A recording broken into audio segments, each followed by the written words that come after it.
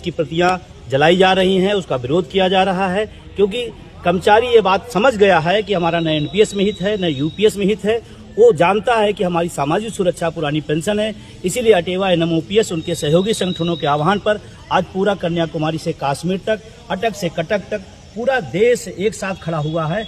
और इसका ये प्रमाण दिख रहा है कि हम इसको स्वीकार किसी भी रूप में नहीं करेंगे और भारत सरकार से और प्रधानमंत्री जी से निवेदन करेंगे कि ये जो आप जबरदस्ती बालात लाद रहे हैं इसको वापस लीजिए और पुरानी पेंशन बहाल करिए, अन्यथा संघर्ष और तेज होगा। आने वाले समय में संगठन और बड़े आंदोलन की घोषणा करेगा।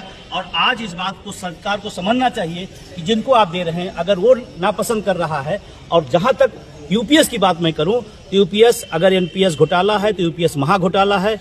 अगर यूपीएस में हमारे साथ छल हुआ है तो इसमें महा छल हुआ है। कारण क्या, सीधा सीधा हमारे पुरानी पेंशन में हमें 20 साल में हमें फुल पेंशन मिलती थी, 25 कर दिया आपने। बहुत सारे लोग ऐसे ही बाहर हो जाएंगे। हमारा सारा पैसा जब्त कर लिया, 28.5% जब्त करके आप हमें लालीपाप दे रहे हो। तो ये सारी चीजों को समझ रहा है और इसीलिए इसका विरोध होगा। आने वाले समय में आंदोलन और तेज होगा। तो मैं 2-3 बातें साथ में आपके साथ कहना चाह रहा हूँ।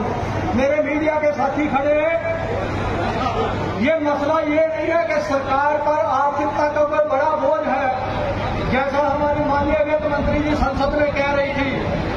जो सरकार 16.5 लाख करोड़ रुपया बड़े बड़े पूंजीपतियों का माफ कर सकती है, जिस राज्य में 2023 में बड़े बड़े पूंजीपति 14.5 लाख करोड़ रुपए का लाभ कमा सकते हैं, और जिस राज्य की सरकार में, जिस सरकार के राज्य में कोरोना के संकट में जब देश की जीडीपी 7.3% नीचे गिर जाती है, उस दौर में जब देश के 100 पूंजीपति 35% मुनाफा कमा जाते हैं, तो हमें यह समझना चाहिए कि ये घाटे और मुनाफे की बात नहीं है, ये नीति की बात है। और इसको समझते हुए हमें अपनी ललकार, हमें अपनी आवाज बुलंद करनी चाहिए। ये देश में लोकतंत्र है, हमें कहा जा रहा है। अगर इस देश में लोकतंत्र है, हम वोट डालते ये वादा करते हैं, और अगर ये वादा पूरा नहीं करते हैं तो फिर इनके साथ क्या होना चाहिए साथियों? इनको लगता है कि हम ऐसे ही बात की हानि बार-बार चलाते जाएंगे, हम बार-बार वादे करेंगे, मुकरते जाएंगे, परंतु याद रखना चाहिए। और अभी नेपाल से एक हवा उठी है, आंधी उठी है नेपाल से, और याद रखना चाहिए फिर पलटे समय नहीं लगता साथियों। ऐसे ही फ्रांस में हवा उठ रही है साथियों। इसलिए राष्ट्रीय और अंतर्राष्ट्रीय परिस्थितियां बहुत तेजी से बदल रही है।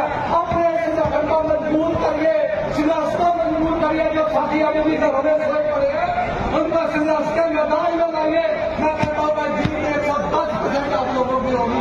इन बातों के साथ उनका एक बार हार गए, दोबारा लड़ो, पड़ा होगा।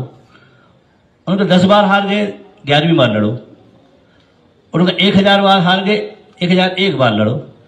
उनका 60 बार हार गए, एक बार फिर लड़ो, जीत जाओगे। तो हमारा लक्ष्य ओपीएस है, सबका है ना।